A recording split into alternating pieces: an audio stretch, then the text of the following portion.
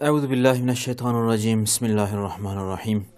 Elhamdülillahi Rabbil alemin. Ve salatu ve selamu ala Resulina Muhammedin ve ala alihi ve sahbihi ecmain. Evet sevgili kardeşler, hepiniz hoş geldiniz. İnşallah birlikte bundan sonra böyle güzel ortamlarda sohbet tarzında Risale-i Nur'u okumaya çalışacağız. Tabi Risale-i Nur'u okurken aslında evvela Efendimiz sallallahu aleyhi ve selleme bir salavat getirmemiz gerekiyor. Güzel bir adet. Ala Resulina salavat. Allahümme sallallahu aleyhi ve sellem. Evet, biz hani izleyicilerimiz de hatırlayacaktır. Sözler kitabından okuyoruz. Birinci sözden okuyorduk. Hani birinci sözün evvelinde üstad bir giriş niteliğinde, yani bir mukaddime niteliğinde, hani şimdiki kitaplarda gerçi ön söz diye geçiyor. Öyle bir bölüm vardı. Hani ey kardeş benden birkaç nasihat istedin diye. Biz o bölümü geçenki programlarımızda böyle teferruatıyla işlemeye çalıştık. Ki Bismillah her hayrın başıdır diye işte birinci söze giriş yaptık. Üstad devamında dedi ki biz dahi başta ona başlarız. Yani besmele ile başlarız ve işte bil ey nefsim diye nefsine seslendi. Buradaki o nefsine seslenişini, nefsine hitabını ki geçenki bölümlerde yine konuşmuştuk, izah etmeye çalışmıştık. Ki Bismillah'ı nefse telkin etmek, Bismillah'ı nefse söyletmek aslında o nefsi terbiye etmektir. Ki nefsi terbiye etmenin yani birçok yolu var. İşte aç bırakarak, susuz bırakarak, uykusuz bırakarak, değil mi? Nafilelerle, zikirlerle, hani tarikat usulü dediğimiz. Şimdi bu şekilde de nefsi terbiye etmek mümkündür. Belki işte zamana göre veya işte uzunluk kısalığına göre bu terbiye usulleri farklı farklı olabilir ama üstadın nefis terbiyesiyle ilgili nefis bir yöntemi var. Hani ona nefis bir yöntem diyorum, muazzam bir usulü var. O usul de işte nefsine hakikatleri hatırlatma usulü. İşte ayetlerle hatırlatma, işte bu kainattaki kevni ayetlerle, yani etrafımızdaki varlıkların hakikatleriyle hatırlatma usulü, ikna etme usulü, temsillerle, yani böyle çok güzel benzetmelerle, işte aklı teslim alacak, aklı ikna edecek benzetmelerle. Ki aslında üstadın bu usulü Kur'an'ın usulüdür. Aslında üstadın bu usulü yine Resulullah sallallahu aleyhi ve sellemin işte hadis-i şeriflerdeki usulüdür. Temsiller getirme, ikna etme. Hani Kur'an'ın usulüdür diyoruz. Kur'an-ı Kerim'de böyle hakikatleri işte bir takım örneklerle izah edip kişiyi çok kolay ikna ettiğini görüyoruz Kur'an-ı Kerim'de. Böyle örnekler var. Bizi böyle çabucak teslim alıyor. Hadis-i şeriflerde de böyle örnekler var. İşte kişiyi hemen böyle o hakikate teslim ediyor, ikna ediyor ve nefis de ikna olunca terbiye olmuş oluyor, teslim olmuş oluyor. Şimdi üstadın bil ey nefsim, işte neyi bil? Bismillah'ın önemini bil. Bunu biz geçenki programlarımızda konuşmaya çalıştık. Yine mübarek kelime dedi, şu mübarek kelime. Bunu da değerlendirdik. İslam nişanı olduğu gibi, İslam nişanı olduğu gibi cümlesine bir giriş yapmıştık. Nişan nedir? İşte İslam'da hani alametler, şiarlar, semboller, bunların önemi nedir? Bu konuyu geçen Nurdan Hüzmeler programında konuştuk, değerlendirdik. Şimdi yine aynı konuyu istiyorum bu bölümde de biraz daha teferruat üzerinde duralım. İslam nişanı ne demektir? Bismillah neden İslam nişanıdır? Evvela nişan nedir? Bu konuyu aslında sizlere de sorarak, sizlerden de işte bilgi alarak ben izah etmek istiyorum. Yani sizin işte mutlaka bu konuyla ilgili de düşünceleriniz olacak. Nişan deyince evvela aklımıza iki şey geliyor. Yani en azından ben öyle düşünüyorum. Birincisi nişanlanmak, ki içinizde bekarlar da var değil mi? Yani nişan deyince aklımıza evvela o nişan yüzüğü, nişanlanmak geliyor. Şimdi nişanlanmak nişan yüzüğüyle anlamlıdır. Yani zaten nişan merasimini anlamlı kılan, işte onu bir merasim haline getiren de o takılan nişan yüzüğüdür. Nişan yüzüğü aslında şunu ifade ediyor. Ben bundan sonra bir yere bağlıyım veya bana bağlı birisi var. Ben artık evlilik yoluna girmiş bulunuyorum. Bakın işte parmağımda yüzük var şeklinde. Öyle bir anlama geliyor değil mi nişan yüzüğü? Şimdi biz de Bismillah'ı söylediğimiz zaman işte etrafımızdaki insanlara, kendi nefsimize aslında öyle bir anlam ifade etmiş oluyoruz. Yani bakın ben Bismillah diyorum. Geçenki hani programda dediğimiz gibi işte Hazreti Süleyman Aleyhisselam'ın Belkıs'a yazdığı mektuba hani Besmele ile başlaması aslında şu anlama geliyor dedik. İşte ey Belkıs veya işte ey Belkıs'ın çevresindekiler. Bakın ben sizin için hayır düşünüyorum. Sizin için iyilik düşünüyorum. Size karşı kötü bir niyetimiz yok. Bunu nereden anlayın? Mektubu daha okumadan başındaki Bismillah'tan anlayın. İşte biz hani nefsimize bunu söylerken işte ey nefsim bak ben Bismillah diyorum. Anla ki sen İslam yolunda olacaksın. Başta imzamızı atıyoruz. Anla ki artık bir yere aitsin. Çünkü Bismillah dedim. O nişan yüzüğünü taktım ben. Toplum içerisinde Bismillah diyorum. Yemeğe başlarken Bismillah. Bardağı elime alıyorum Bismillah diyorum. Etrafımdakiler ha demek ki bu kişi İslam'ı temsil eden bir kişi. Bu kişi şu an yaptığı işle, buradaki duruşuyla, sözüyle demek ki bize İslami bir mesaj verecek. Verdiği mesaj ya sünnetten olacak davranış şeklinde, söz şeklinde. Verdiği mesaj ya Kur'an'dan olacak ayet şeklinde. Değil mi? Yani İslami bir duruş ondan beklenir. Bismillah diyen kişiden. Çünkü o Bismillah demekle parmağına o nişan yüzüğünü takmış oluyor. Şimdi nişanla ilgili üstadın burada neden hani işte Bismillah İslam'ın şiarı olduğu gibi, İslam'ın alameti olduğu gibi, İslam'ın simgesi olduğu gibi demedi de aynı anlama gelebilecek İslam'ın nişanı dedi. Burada da bir incelik var.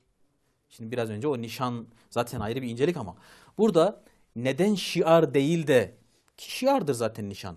Ama niye o kelimeyi değil de nişan kelimesini tercih etti? Bakın şimdi askerdeki askerlik yapanlarınız mutlaka bilirler. Rütbeler vardır. İşte hatta böyle rütbelerle ilgili terimler. Apolet, spolet gibi.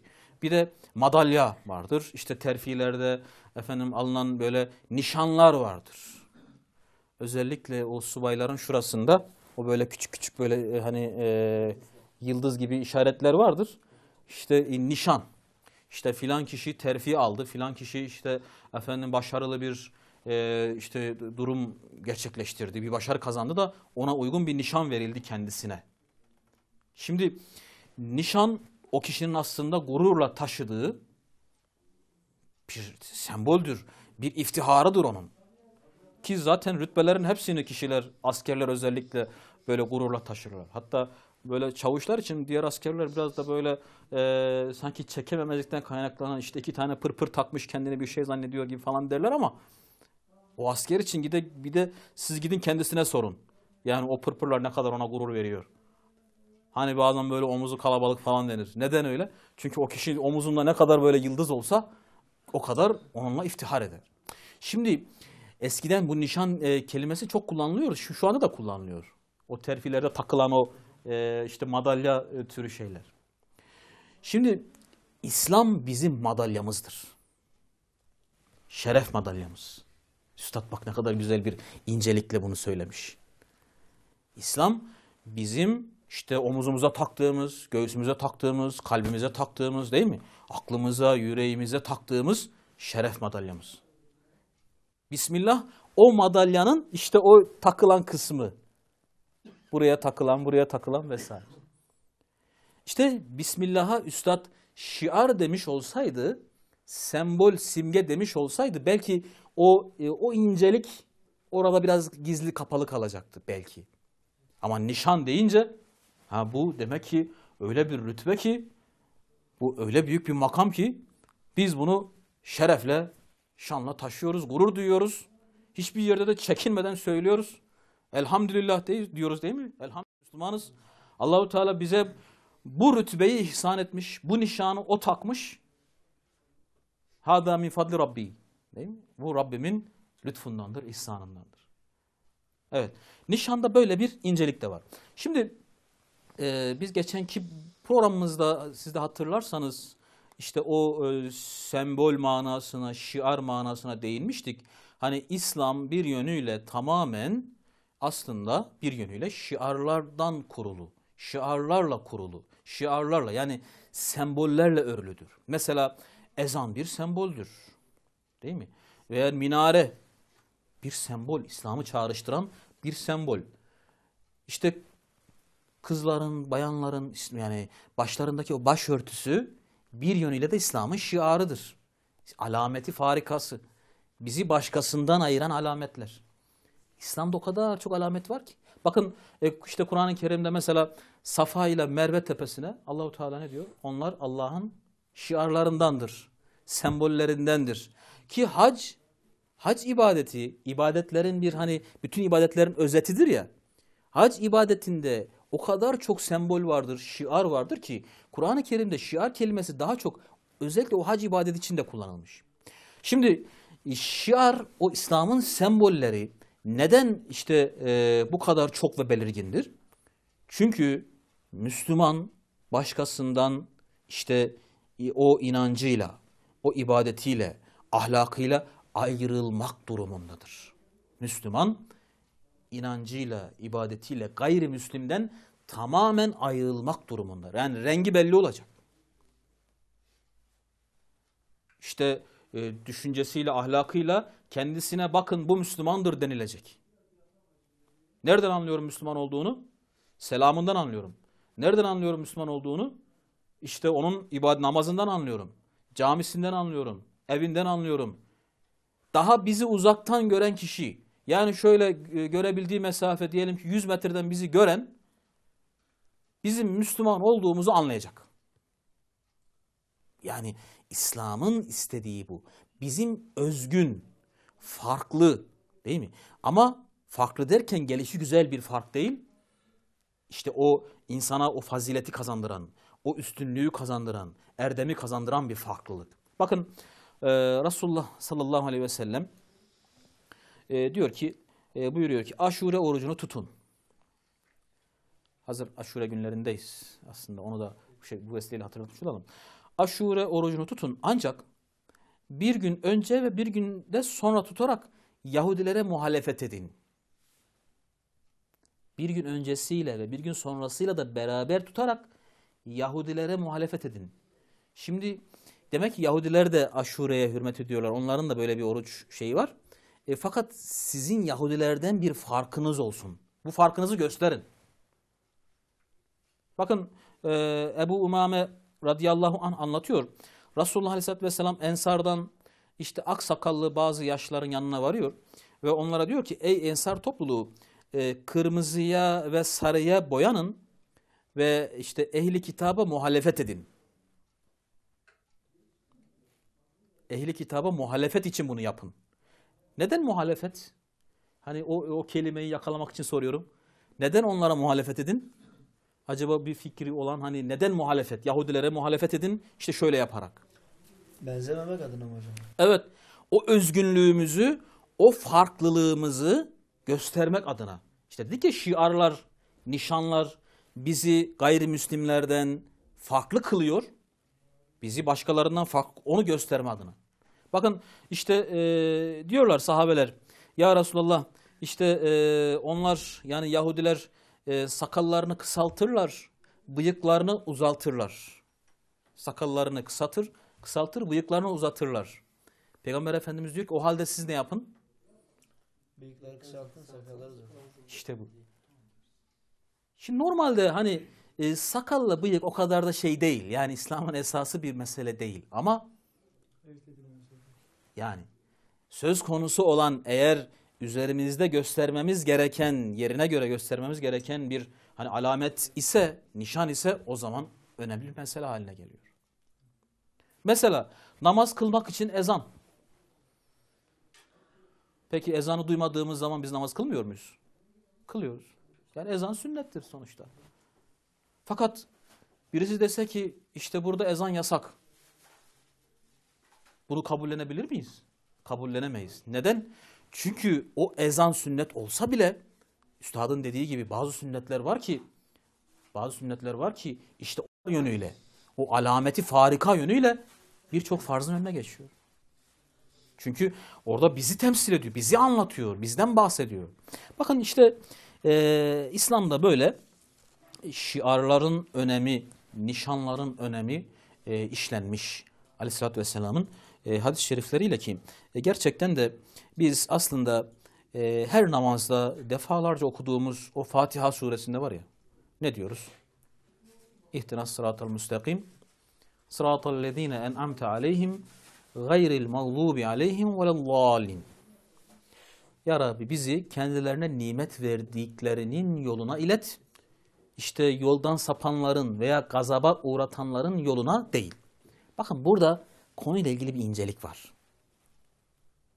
Hani Peygamber Efendimiz Aleyhisselatü Vesselam işte kim bir kavme benzerse onlardan mı buyuruyor ya, onlardandır. Kim bir kavme benzerse. Hangi konuda benzerse? Evet, aklımıza ne geliyor işte benzerse deyince hangi konuda benzerse sizce?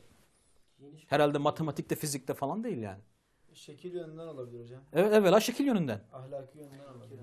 Davranış yönünden, tutum yönünden, söz yönünden, değil mi?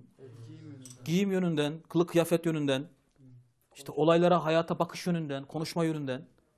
Kim bir kavme benzerse onlardandır. Çok açık bir ifade. Şimdi bakın, biz kendimizi model aldığımız Resulullah, Hazreti Muhammed Mustafa'ya benzetmeye çalışırız. O yüzden Resulullah Aleyhisselatü Vesselam'ın sünnetini, hayatını değil mi, siyerini çokça okumaya, çokça dinlemeye, araştırmaya çalışırız. Acaba Aleyhisselatü Vesselam hani evinde nasıl otururdu ki ona benzeyeyim? Çünkü benim modelim o. Benim modelim Fransız değil. Benim modelim İtalyan değil. Yani hani moda diyorlar ya, moda aslında modelden geliyor. Yani onların modası falan. Şimdi bizi nimet verdiklerinin yoluna ilet derken ya Rabbi bize o nimet verdiklerin işte o peygamberlerin, sıddıkların değil mi? Alimlerin, salihlerin, şehitlerin alametlerini nasip et. Nişanlarını nasip et. Üzerimizde onların nişanlarını taşıyalım. Evimizde onların nişanları olsun. Sokağımızda onların sokağındaki alametler, nişanlar olsun. Onların şiarlarıyla yaşat bizi. Bakın Fatiha'da biz bunu istiyoruz. Peygamberler nasıl konuşmuşsa öyle konuşalım ya Rabbi. Peygamberler aleyhisselam bakın kılık kıyafetleri nasılsa bizimki de öyle olsun ya Rabbi. Onlar hayata nasıl baktıysa, olaylara nasıl baktıysa biz de öyle bakabilelim ya Rabbi. Yemeğe nasıl oturdular, nasıl kalktılarsa biz de öyle oturup kalkalım. Bak basitinden. Uzanırken nasıl uzandılar? Sokakta yürürken nasıl yürüdüler? Onların alametleri neydiyse, nişanları, şiarları neydiyse, sembolleri neydiyse, başkasından ayrılan özellikleri ne idiyse bizimki de öyle olsun ya Rabbi. Sakın ya Rabbi bizimki dalalete düşen Hristiyanlarınki gibi olmasın. Bizim evimiz onlarınkine benzemesin. Bizim çocuklarımızın davranışları onların çocuklarınınki gibi olmasın. Bizim sanatımız, bizim mimarimiz, bizim müziğimiz, bizim edebiyatımız onlarınki gibi olmasın. Onların yoluna bizi iletme. İstemiyoruz. Evet, Fatiha'da işte böyle bir mana var. Şimdi Kur'an-ı Kerim'de aslında böyle bir Müslüman profili isteniyor, oluşturulmaya çalışılıyor. Şimdi bakın Peygamber Efendimiz Aleyhisselatü Vesselam bir hadis-i şeriflerinde Evliyaullah yani Allah dostları. Kimlerdir Allah dostları? Bak bir tarif yapıyor. Hani herkesin kendine göre bir Allah dostu tarifi olabilir. İşte sana göre efendim imanı kamil olan, işte sana göre ibadeti iyi olan, işte sana göre işte zikri iyi olan vesaire. Bakın Peygamber Efendimiz Aleyhisselatü Vesselam çok kısa ve öz bir Allah dostu tarifi yapıyor. Nedir? Evliyaullah İzâ ru'u görüldükleri zaman Allah'ı tanıtırlar. Zükirallah. Allah'ı hatırlatırlar. Allah hatırlanır. Allah dostunun tarifi bu. Görüldükleri, bak biraz önce dedik, 100 metreden de görülseler. Hani konuşulmasa bile onlarla, herhangi bir diyalog sağlanmasa bile görüldükleri zaman size Allah'ı hatırlatıyorsa Allah dostudur. 2 kere 2 4. 2 kere 2 4. Yani bu kadar açık ve net. Burada zımni bir emir de var. Dolaylı bir emir var. Bakın, Allah dostu olmak istiyorsanız böyle yapacaksınız diye bir dolaylı bir emir de var. Sen Allah dostu mu olmak istiyorsun? Nerede senin nişanların? Hani göremiyorum, değil mi? Nerede senin alametin? Göremiyorum. O zaman kusura bakma, benim elimdeki cetvele göre uymuyor. Benim terazimde tartamıyorum seni. Çünkü bana Allah'ı hatırlatan üzerinde konuşmanda, evinde, sokağında, caddende, ailende öyle bir sembol, öyle bir alamet göremiyorum. O zaman kusura bakma. Ya benim kalbim temiz. Ama o kalbin temiz olduğuna dair bir alamet göremiyorum, kalbin temiz olduğuna dair. Çıkarıp kalbinin temizliğini gösterebiliyorsan o ayrı bir şey. Evet, Allah dostları işte o nişanları takacak. Beraber yemeğe oturdunuz. Besmele çekmeden oturdu. Kalbim temiz. Ya kusura bakma da ben seni test ettim. En basit imtihanı dahi geçemedin. Değil mi? Evet. Şimdi Kur'an-ı Kerim'de Allahu Teala bize çok hoş, biraz önce dedik ki temsiller var ya, hani o ikna edici örnekler, benzetmeler. Bugünün deyimiyle analog diyorlar. Analog benzetmek demek veya metafor, o da benzetmek demek.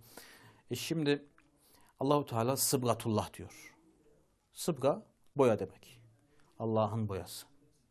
Allah'ın boyası ki Bakara suresinin 138. ayet-i kerimesinde Allah'ın boyasından daha güzel boyası olan kimdir? Şimdi canlı cansız her maddenin bir rengi var mı? Şu çiçeğin rengi yeşil. Şimdi geçen birisi diyor ki mavi bir domates gördüm. Sizin aklınıza ne gelir? Mavi bir domates gördüm diyen kişi için ne gelir?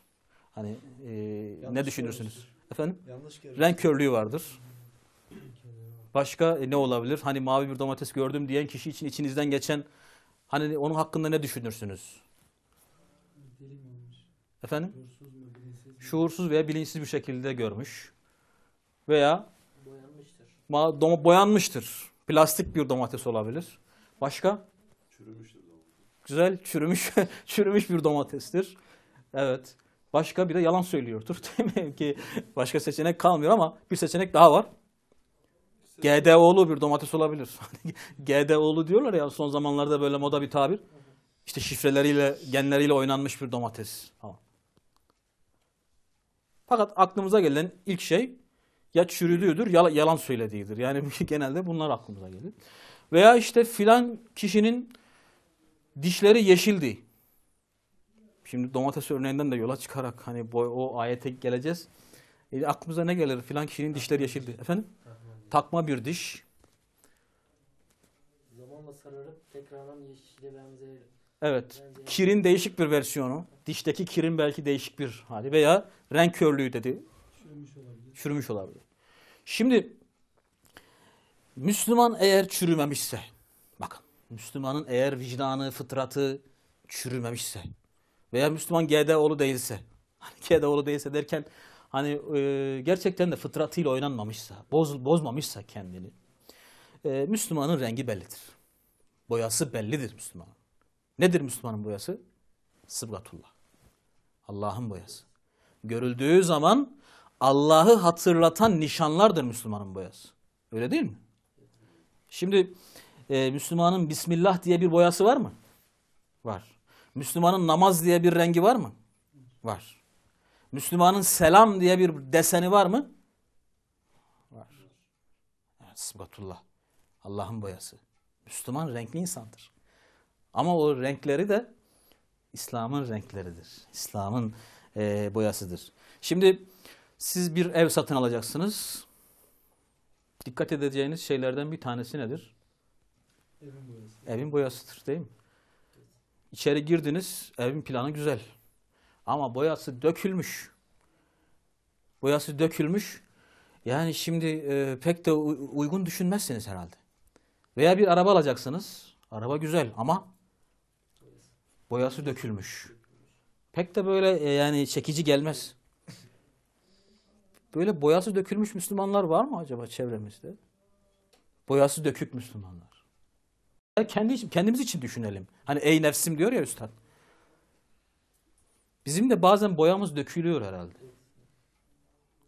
Şimdi boyası dökülmüş bir Müslüman deyince aklımıza ne geliyor? Yani ne yapıldığı zaman, ne olduğu zaman Müslümanın boyası dökülür? Pasif olduğu zaman. Pasif olduğu zaman da konumuzla bağlarsak İslam alametleri üzerinde gözükmüyorsa, yani renksizse, değil mi hocam? O zaman o Müslümanın boyası dökülmüştür. Namaz kılmayan Müslümanın boyası döküktür. İşte hayırlı işlerine başladığı zaman Bismillah'ı söylemeyen Müslümanın boyası dökülmüş. Karşılaştığı zaman kardeşine selamı dahi esirgiyorsa, o konuda bile cimri ise, yani o nişanı, o şiarı üzerinde taşımayan Müslümanın boyası dökülmüştür. Allah'ın boyası en güzel boya. O zaman o en güzel boyayı iyi boyanmak lazım. Boyamız dökülmüşse de tekrar o boyayı yenilemek lazım. Ceddidu imanekum bil kavli la ilahe illallah. İmanınızı la ilahe illallah diyerek yenileyiniz. Kardeşliğiniz yavaşladı, azaldı, gevşedi, pörsüdü. Kardeşliğiniz, İslam kardeşliğiniz. Biz onu nasıl yenileyeceğiz? O boyayı selam vererek yenileyeceğiz. Efşu bir selam, selamı yayınız aranızda. Selam nedir? İslam nişanı, İslam alameti. Bu kadar açık. Evet, şimdi İslam nişanının aslında İslam alametlerinin, İslami sembollerin, şiarların bir davet yönü var. Davet yönü var. Yani aslında her İslam nişanı, alameti aslında birilerine de bir mesaj niteliğindedir. Ve bu mesajın anlamı da İslam'a çağrıdır. İslam'ın ahlakına çağrı. İslam'ın değil mi güzelliğine davet etmektir. Hiç konuşmadan, hiç konuşmadan, hiçbir şey söylemeden üzerinizde taşımış olduğunuz, dilinizde söylemiş olduğunuz, evinizde, sokağınızda, çarşınızda, pazarınızda göstermiş olduğunuz bu alametlerle aslında siz davet ediyorsunuz.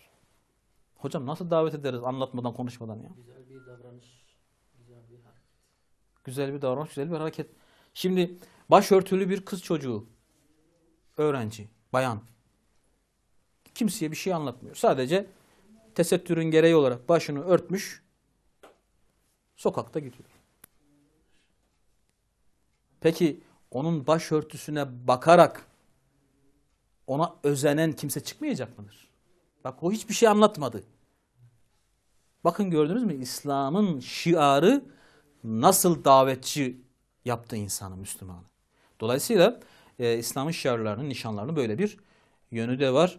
Şimdi istiyorum ki konuyla ilgili soruları da alalım. O soruları da birlikte cevaplamaya çalışalım. Varsa sorularınız inşallah. Hocam ben sorabilirim. Tabii. Hocam şimdi Allah'ın boyasından bahsettiniz. Günümüzde Allah'ın boyasıyla boyanan bir genç çevresinde Veya bir Müslüman diyorsunuz veya bir herhalde. Müslüman, Evet. evet. Çevresinde, toplumda çeşitli baskılara, çeşitli sıkıntılarla karşı karşıya kalıyor. Pekala bu durumda o Müslüman genç ne yapmalı? Evet. Nasıl bir tavır sergilemeli topluma karşı, o baskı görenlere karşı? Evet, güzel bir soru. Allah razı olsun. Şimdi gerçekten de İslam'ın nişanlarını taşımanın bir gururu var, bir iftiharı var, değil mi? Fakat her gururun, her iftiharın da bir bedeli olsa gerek. Şimdi biz biraz önce dedik ki hani askerde o nişan var, madalya var da işte al sana nişan, al sana madalya denmiyor herhalde, değil mi? Yani işte belli zorlukları aşan, yani belli bedelleri ödemiş, belli şeylerde hani aşmış kişilere o nişan takılıyor. Şimdi evet, Allahu Teala ihsan etmiştir bize o nişanları. Biz hamd ediyoruz. Bu konuyla ilgili bakın, yani o Allah'ın boyasıyla boyanan Müslümana diyelim ki bundan dolayı bir eziyet veya Allahu Teala'nın işte kendisinde görmek istediği o nişanları taktığı için, o alametlere büründüğü için, hayatında bunu gösterdiği için kendisine bir zulüm isabet ederse orada Müslüman terk edilmiyor. Onunla ilgili ilahi reçete var. O ilaçları kullanabiliriz. Bakın, Kur'an-ı Kerim'de gayrimüslimler için, müşrikler için onların söylediği tabir yer alıyor. Onlara iman edin denildiği zaman, gelin siz de bu nişanları takın denildiği zaman ne demişlerdi? Hasbuna ma vecedna aleyhi âbâena. Hasbuna ma vecedna aleyhi âbâena. Atalarımızı üzerinde bulduğumuz yol bize yeter. Bizim nişanlarımız, bizim sembollerimiz var zaten. Onlar bize yeter. Biz onlarla övünüyoruz. Fakat Müslümanlar ne diyor Kur'an-ı Kerim'de? Müslümanlar da hasbuna diye başlıyor. Ama Müslümanlar hasbunallahu ve ni'mel vekil diyor. Hasbunallahu ve ni'mel vekil. Allah bize yeter. O ne güzel vekildir. Bakın, şimdi dedik ki hani o alametleri taşımanın mutlaka bir bedeli olacak. Fakat Müslüman Allah bana yeter, o ne güzel vekildir dediği zaman aslında bu gelişi güzel bir sözden ibaret değil. Hani nasıl ki la ilahe illallah sadece bir söz değil, bunun bir mefhumu var, bir içeriği var, kastettiği manalar var. Hasbunallahu ve ni'mel vekil diyen kişi de ne demiş oluyor? Peygamberlerine yetişen, değil mi? Hazreti İbrahim ateşe atılırken ateşi gül bahçesine çeviren Allah bana yeter. Resulullah Muhammed Mustafa'ya sallallahu aleyhi ve sellem mağarada yetişen Allah bana yeter. Değil mi? Yani kendi dostlarına işte mucizelerle yetişen, yardım eden Allah bana yeter. Hem bu sözle biz neyi ifade etmiş oluyoruz? Ben şu anda bu alametle, bu boya ile kimi temsil ediyorum? Alemlerin Rabbini temsil ediyorum. Mutlak gücü temsil ediyorum. Hani Üstad birinci sözde gelecek ona. Ne diyecek? Bismillah diyen kişi, o şiarı, o nişanı takan kişi aslında o nişanı takmakla bir yere bağlanacak. Biz bu konuya inşallah detaylı geleceğiz.